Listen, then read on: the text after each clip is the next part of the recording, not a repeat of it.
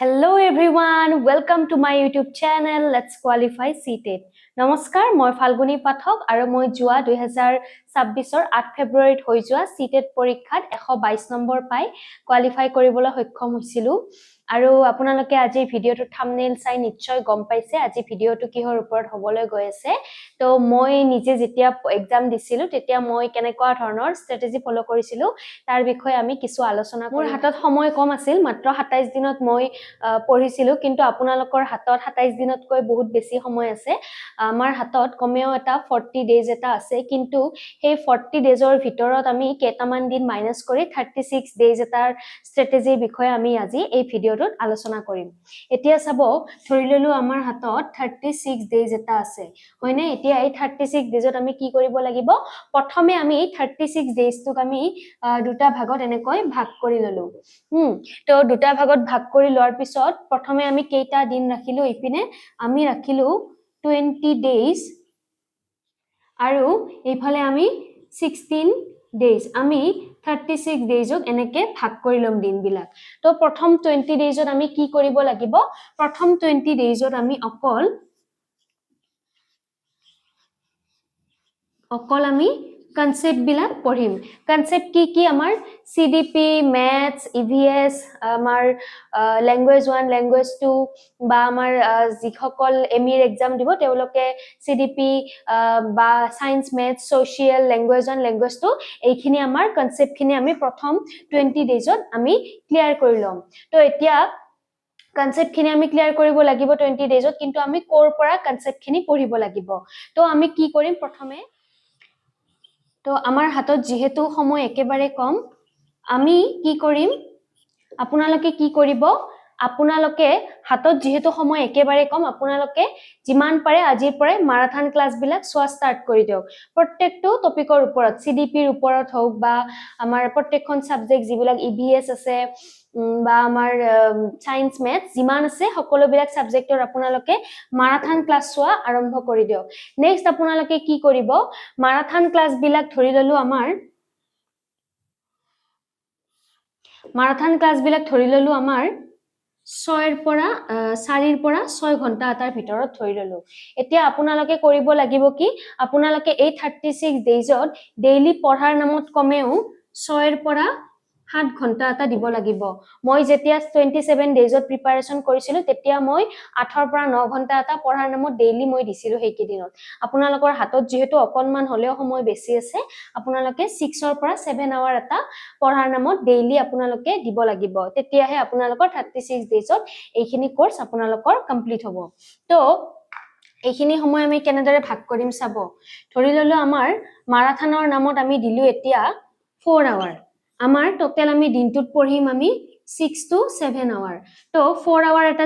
যেতিয়া আমি মাৰাথন ক্লাছত দিম আৰু অকল মাৰাথন ক্লাস বিলাক চালেই নহব আমাৰ আটাইতকৈ ইম্পৰ্টেন্ট বস্তুটো হল আমি যিমান ক্লাস বিলাক চাম ক্লাসৰ লগে লগে আমি নোটস বনাই যাম আপোনালোকে যেতিয়া ক্লাস চাব আপোনালোকে কি কৰিব যে আপোনালোকে বহি এটা লৈ লব লৈ পেলাই বহিটোৰ আপোনালোকে ক্লাছত যিমানখিনি টপিক পঢ়িব সেই সকলোবিলাক টপিক আপোনালোকে কি কৰিব নোটস আকাৰে লিখি যাব তো দিনটোত 4 ঘন্টা এটা মাৰাথন ক্লাছত দিওক আৰু বাকি ধৰি ললো আপোনালোকে 6 ঘন্টা কৈ পঢ়িব তেতিয়া বাকি যি 2 ঘন্টা থাকিব বাকি যি 2 আৱাৰ থাকিব 2 আৱাৰ আপোনালোকে এই নোটখিনি আপোনালোকে ৰিভিজন কৰক এই নোটখিনি আপোনালোকে ৰিভিজন কৰক প্ৰথমে কি কৰিব কনসেপ্ট বিলাক আপোনালোকে মাৰাথন ক্লাস চাই ক্লিয়াৰ কৰি লব নেক্সট আপোনালোকে কি কৰিব মাৰাথন ক্লাসৰ নামত দিনটোত 4 ঘন্টা এটা দিওক আৰু মাৰাথন ক্লাস বিলাক আপোনালোকে নোট লিখি লওক নেক্সট আপোনালোকে যি 2 আৱাৰ থাকিব বাকি হেখিনি আপোনালোকে সেই নোটখিনিকে আপোনালোকে ৰিভিজন কৰক এতিয়া 20 ডেজত আমাৰ কনসেপ্ট খিনি ক্লিয়াৰ হৈ গল নেক্সট 16 ডেজত আমি কি কৰিম নেক্সট 16 ডেজত আমি কৰিব লাগিব PYQ অৰ্থাৎ প্ৰিভিয়াস ইয়াৰ কোৱেশ্চন পেপাৰ আমি কি কৰিব লাগিব প্ৰেক্টিস কৰিব লাগিব এতিয়া কোৱেশ্চন পেপাৰ প্ৰেক্টিস কৰাৰো কিছুমান ট্ৰিক আছে মানে এনে আপোনালোকে কোৱেশ্চনটো চাইছে এনসাৰটো কৰিছে হেতু নহয় কিছুমান আপোনালোকে যদি ট্ৰিক ফলো কৰি পেলাই কোৱেশ্চন পেপাৰ প্ৰেক্টিস কৰে তেতিয়া কিন্তু আপোনালোকৰ কনসেপ্ট আৰু বেছি ক্লিয়াৰ হ'ব বা বহুত বেছি কনসেপ্ট আপোনালোকে আগবাঢ়িব পাৰিব তো কি কৰিব লাগিব ধৰি ললো আমাৰ এটা কোৱেশ্চনত অপচন এ B, C আৰু D আছে ইয়াৰ শুদ্ধ উত্তৰটো ধৰি ললো B হল আপুনি জানে হেতু যে কোৱেশ্চনটোৰ শুদ্ধ উত্তৰটো B কিন্তু আপুনি ধৰি লওক এই A C D যিকেইটা অপচন থাকিব সেই অপচনৰ কনসেপ্টখিনি নাজানে কিন্তু অকল আপুনি এনসাৰটোহে জানে আপুনি কি কৰিব লগালগ সেই কোৱেশ্চনটো ফটো লওক স্ক্ৰিনশ্বট লওক বা আপোনাৰ লগত যদি হাৰ্ড কপি আছে কোৱেশ্চনৰ আপুনি ফটো লওক ফটো লৈ পেলাই সেই ফটোখন আপুনি এই ফটোখন আপুনি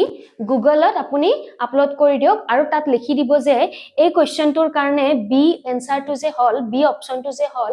এ সি ডি অপচন কেইটা কিয় নহল তেনেকে আপুনি গুগলত লিখি দিওক বা আপুনি এনেকে লিখিব পাৰে যে এ বি সি ডি বা এ সি ডি অপচন কেইটাৰ কনসেপ্টটো কিনো এনেকে আপুনি লিখি দিব লিখি দিলে গুগলে আপোনাক ধুনিয়াকৈ ডিটেইলছত বস্তুবিলাক বুজাই দিব আৰু যদি ল্যাঙ্গুৱেজ প্ৰবলেম হয় কোনোবাই ইন হিন্দী বুলি লিখি দিব পাৰে ইন আছামিজ বুলি লিখি দিব পাৰে মুঠতে আপোনালোকে যেনেকে সুবিধা হয় তেনেকে আপোনালোকে বস্তুবিলাক চাব নেক্সট আপোনালোকে এই এনেকে যেতিয়া আপোনালোকে গুগলৰ পৰা বস্তুবিলাক চাব তেতিয়া আপোনাৰ এটা কোৱেশ্চনৰ পৰা 1 2 3 4 চাৰিটা কনসেপ্ট আপুনি আগবাঢ়ি থাকিব তো এনেকুৱা ধৰণে আপোনালোকে প্ৰেক্টিস কৰক আৰু ডেইলি আপোনালোকে ডেইলি 6 পৰা 7 ঘন্টা এটা 6 পৰা 7 ঘন্টা এটা আপোনালোকে পঢ়াৰ নামত দিয়ক কিয়নো 6 পৰা 7 ঘন্টা পঢ়িলেহে আপোনালোকৰ ইমান কম দিনত আপোনালোকৰ এইখিনি দিনত আপোনালোকৰ গটেখিনি কমপ্লিট হ'ব এতিয়া চাব কনসেপ্টখিনি প্ৰথম ক্লিয়াৰ কৰিব নেক্সট 16 ডেজত আপোনালোকে PYQ খিনি কৰিব মই যেনেকে কৈছো তেনেকে কৰক আপোনালোকে যদি এইখিনি ষ্ট্ৰেটেজি ভালদৰে ফলো কৰিব পাৰে মই যেনেকে কৈছো তেনেকুৱাকে যদি পঢ়ে তেনেহলে আপোনালোকে 115 প্লাস এটা খুব ধুনিয়াকৈ এক্সামত স্কোৰ কৰিব পাৰিব 115 প্লাস খুব ধুনিয়াকৈ স্কোৰ কৰিব পাৰিব তো আজিৰ ভিডিওটো মই এইখিনিতে সামৰিলো আৰু নেক্সট আহি থকা ভিডিও বিলাকত মই আপোনালোকৰ হৈতে আপোনালোকৰ মাজলৈ মই বিভিন্ন কনসেপ্ট লৈ আহিম মই CDP ৰ কনসেপ্ট বিলাক ক্লাস হিচাপত লৈ আহিম বা EBS ৰ কনসেপ্ট তো তেনেকুৱা ধৰণৰ কিছুমান কনসেপ্ট মই আপোনালোকৰ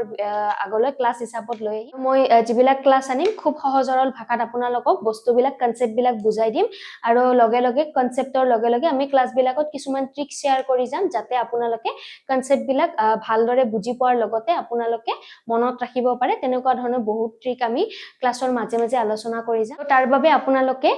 মোৰ এই ইউটিউব চেনেলটো লাইক শেয়াৰ এণ্ড সাবস্ক্ৰাইব কৰি দিবলৈ নাপাহৰিব আৰু ভালদৰে থাকিব থ্যাংক ইউ